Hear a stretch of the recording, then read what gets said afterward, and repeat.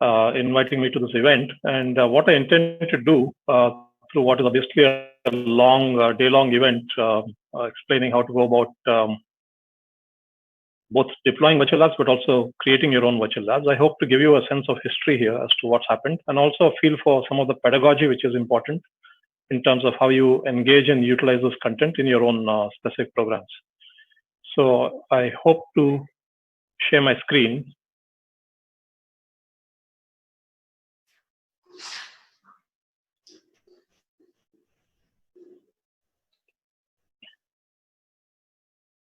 Yes, sir, your screen is visible. Yes, so let me go to full screen mode. Yeah. So as was indicated, Virtual Labs is a program funded by the Ministry of Human Resources, and it's been something which is a counterpart to NPTEL, which all of you I'm sure are familiar with. So the intent has been that between NPTEL and a collection of interactive simulators called Virtual Labs, that there be enough free content available to students across the country so that they can self-learn.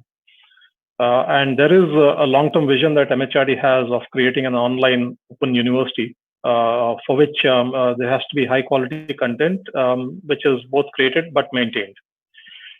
So before I get into the nitty-gritties of virtual lab, we actually need to step back and think about what are the reasons we actually carry out lab experiments, especially in an engineering university context.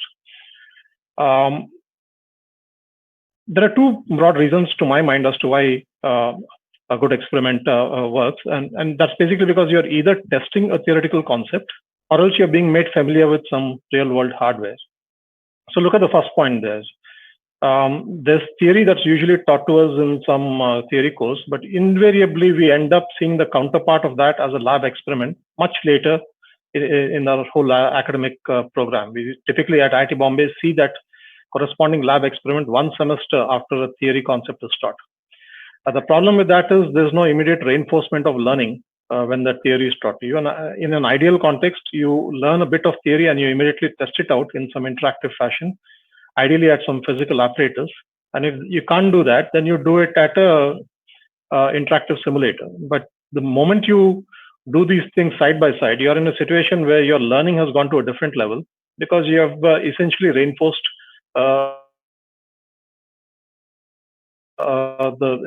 applicable those theoretical concepts are. The other scenario is that of training engineers to move out into the real world and play around with the real world hardware. And most of us will acknowledge that the lab experiments that we run in our typical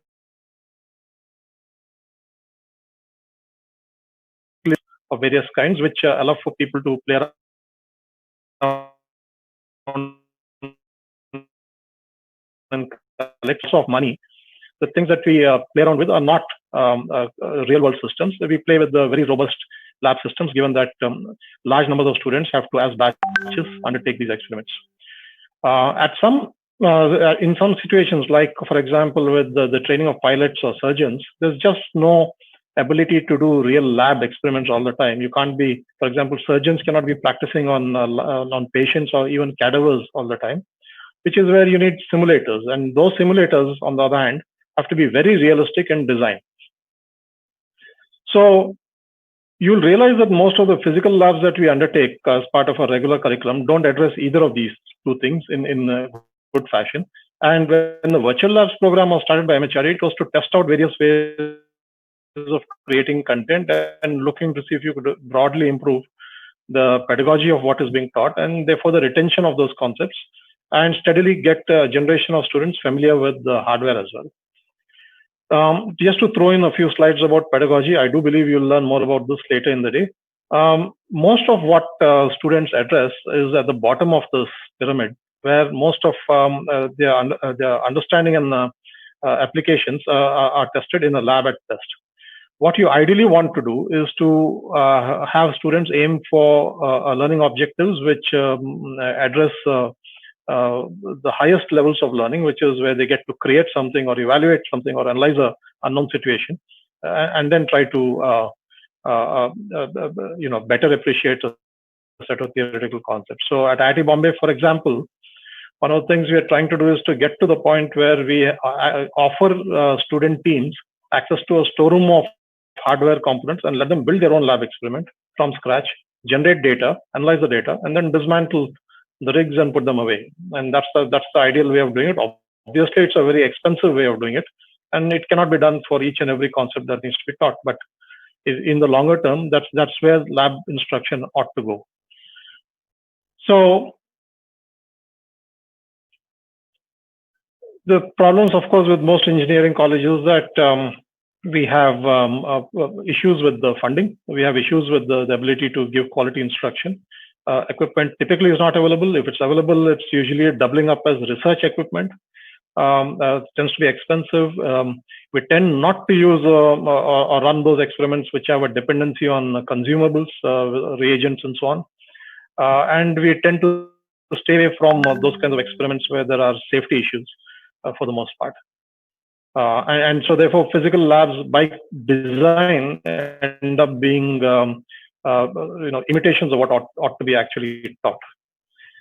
So when the virtual lab challenge was given to us by MHRD approximately 10 years ago now, the basic idea was that you could replace a physical lab. Well, for that matter, you could also attempt a physical lab or a simulator, but all of this would be accessed through the internet.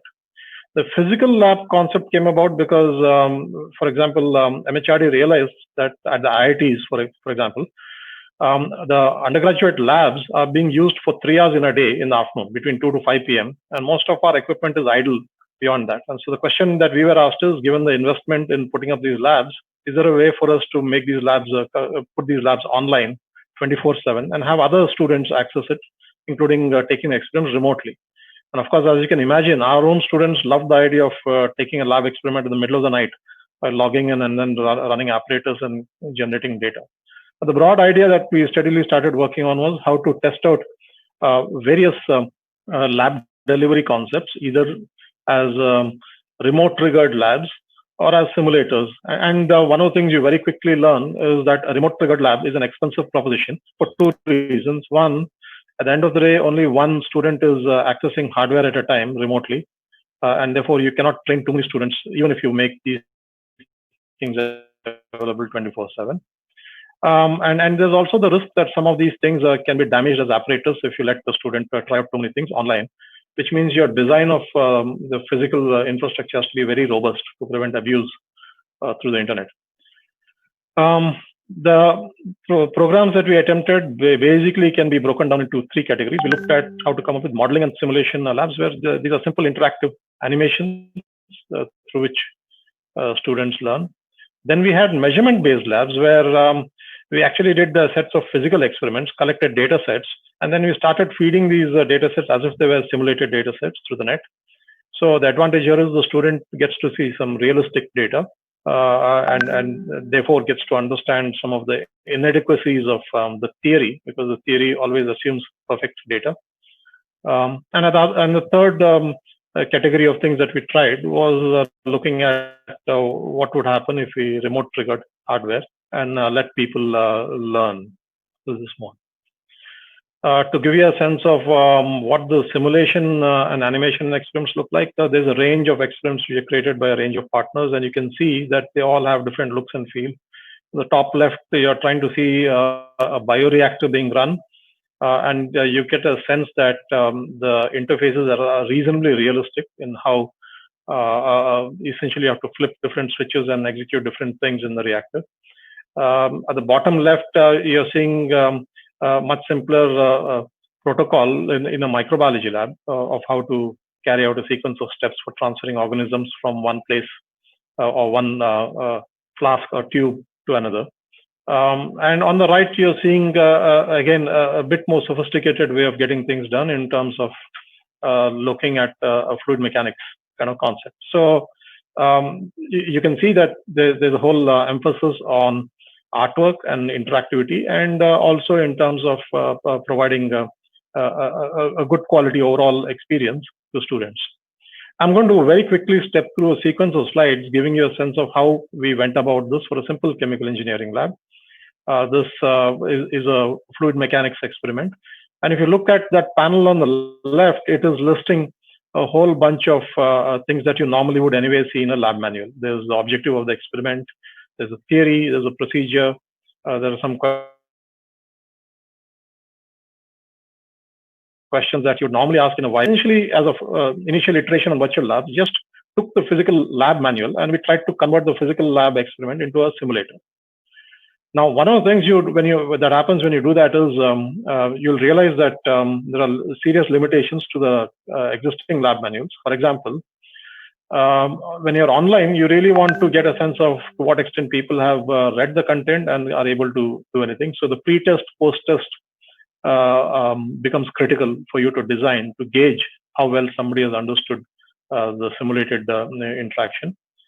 The other thing that we quickly realized is while a physical experiment may last, for example, 3 hours, and that's a typical lab session at IIT Bombay, the interactive simulator, of course, can be done in minutes or seconds, which means you are forced into designing a lot of activity as a workflow online if you are going to keep students engaged for a window of time.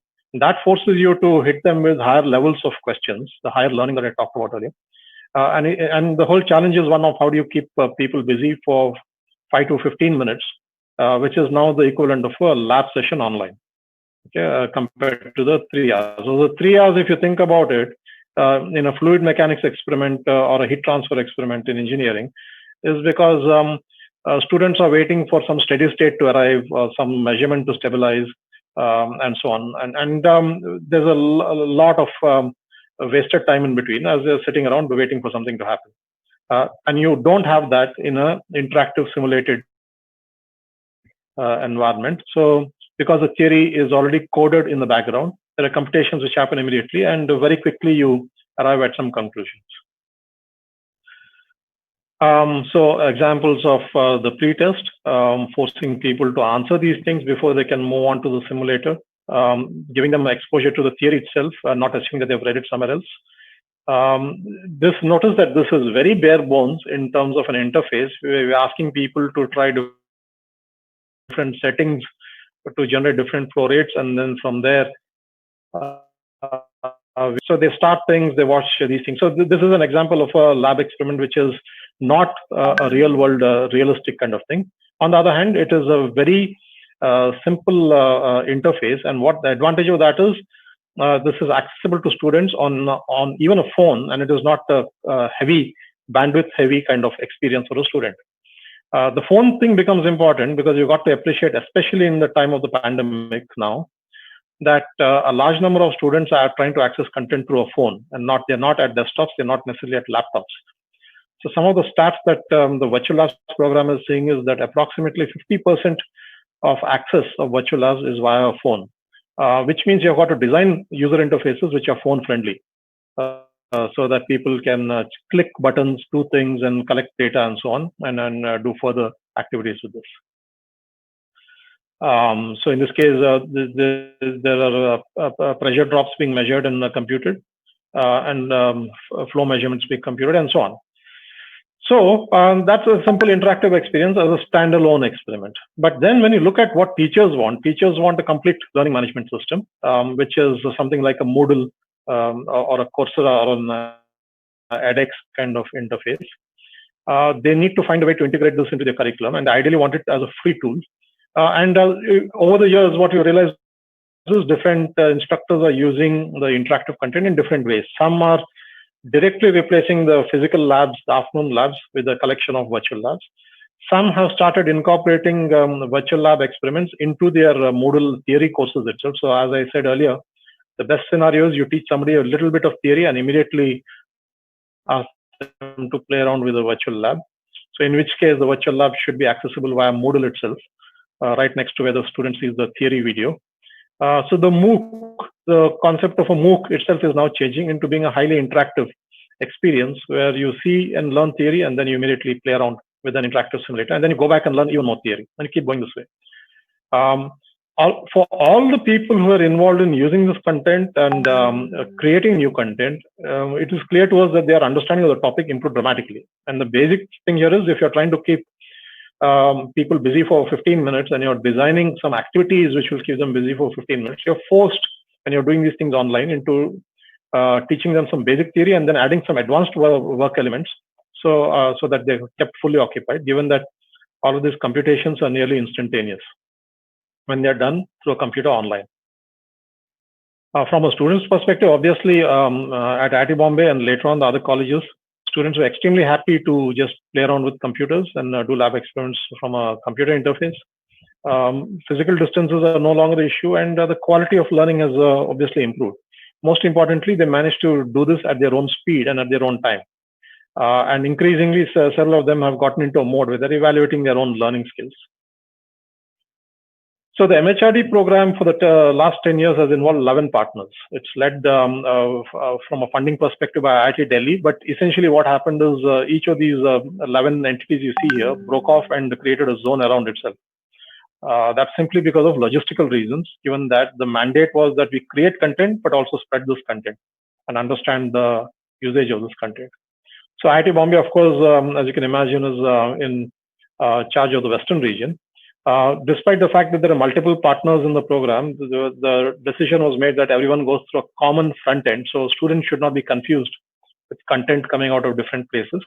So there's a single login. All the content for the moment is free. And the different developers therefore contribute into this common pool of content. Early on, so towards 2009-10, 10 labs were created or were mandated. We created more. We then got into a phase where we created many more simulators. Then the focus shifted from creating content to now asking how do colleges actually get down to using it. So the focus became outreach from 2014 onwards.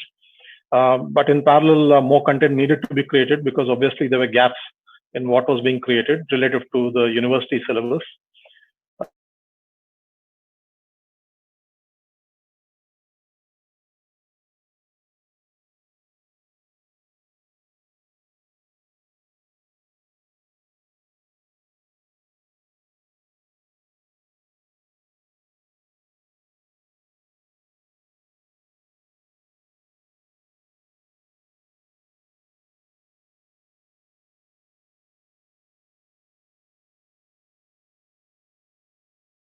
We essentially teamed up with a few of our nodal centers and elevated them into being regional center. PVG is one. And we have got some participation from additional institutes in Mumbai, Aurangabad, Delhi. And we are already at a phase where 110 experiments have been developed by the community in a very short window of time. 110 is relative to the 1,400 experiments created over 10 years. So this is the way to go. So the community coming forward to create content, learning what it takes to create content, and then solving its own problem is the way to go. And it's something that I would urge you to participate in and explore, not just today, but down the road, in trying to figure out what you need. And we will be there to help you along the way. So just putting up some list of the names of the experiments which we have created. That you can see they are typically in the computer science and electronics area, but we have things in the physics and biology domains as well. We're running workshops and boot camps, and that's simply because it's easier for us to, rather than hold several events online one after another, it's easier to pull a bunch of people together at one place and get them to focus and concentrate, especially when it comes to creating content. So there's now a process where there's a high energy kind of event where a number of faculty and students are brought together to try and brainstorm and then create content. So we've done this at several places, including one recently at UP. But the most recent one, in fact, is a boot camp that we've run through the lockdown. So which I list at the top. So we've well, so it's over here. We've run an event through the lockdown and attempted to create a large amount of content, given that anyway faculty and students during the early part of the lockdown had time on their hands to sit and look at encoding some of their theory as interactive simulators. There's a team of instructors which are steadily evolved, and I need to acknowledge them because these are people who have given a large fraction of their time towards helping others create content. And so they're turning into a group of mentors in content creation process. Lots of students have also devoted a lot of time, and that's something else that we have come to realize. We really need to be harnessing the energy that the students have in creating this content, and it's about mentorship, telling them what to do, and usually they go and do a great job of it. There are two tracks now of how we do this. One is before the boot camps happen, we spend time with the faculty in webinar mode, bringing them up to speed on the basics of pedagogy and how to essentially like you would in creating a movie, you need to create storyboards. So you literally have to force people to visualize what the activities inside a virtual lab, and you create storyboards, and then you get them to essentially put down their thoughts, and from there convert it into small tasks which involve coding. Then separately, we work with the students to bring them up to speed on all the technologies which might be relevant for creating interactive simulators. For example, if you're creating a highly interactive animated content, then you need to be familiar with HTML5. We ideally want things access to browsers as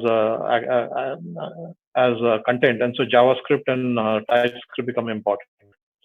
Then you start putting all of these together, the faculty and the students. And the way it works, you don't necessarily put together students from one department in here. What you want is diversity of skill sets in a team. So the faculty could be from, let's say, chemical engineering, but the students could be from computer science and so on. Maybe you have one or two students from chemical engineering as well.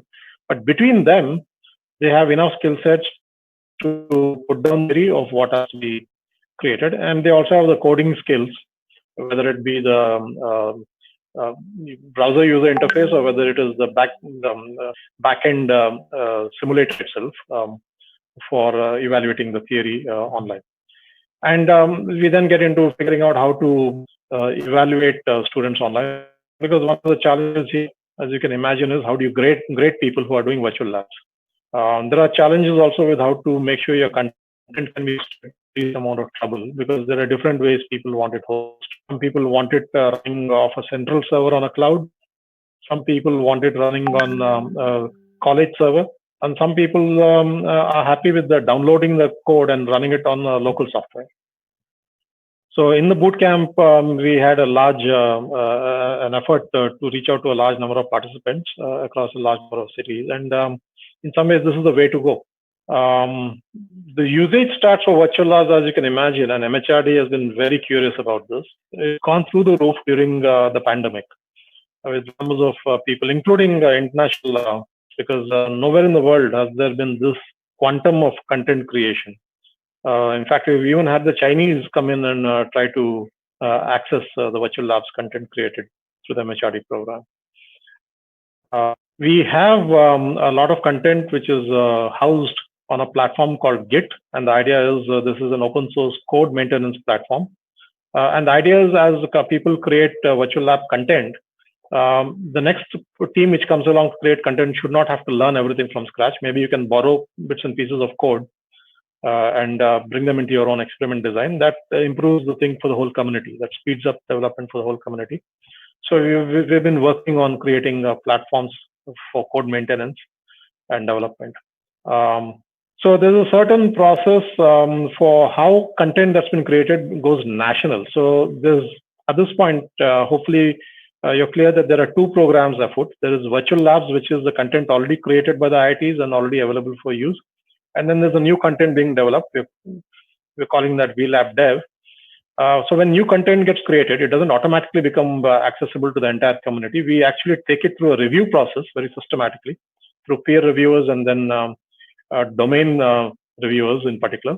And once we're convinced that the theory is all correct and that the basic bugs have been pulled out, we are in a position now go host the content online. And one of the major advantages for a college to do this is you get international visibility because you get branding of the content that you create.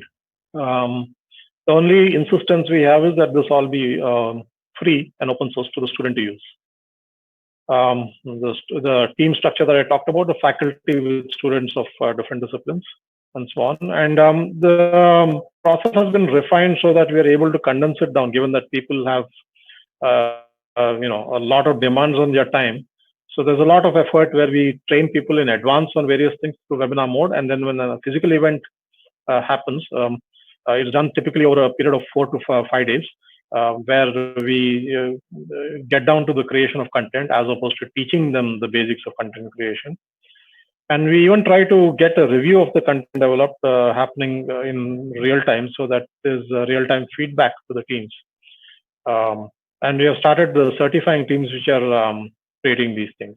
So we're looking at different models of fast tracking these things, getting colleges to fund their own content creation boot camps, looking at universities to get engaged in mandating the usage of this. As was implied earlier, AICT is going to mandate that 20% of lab experiments be now done virtually, and this will continue post the lockdown itself.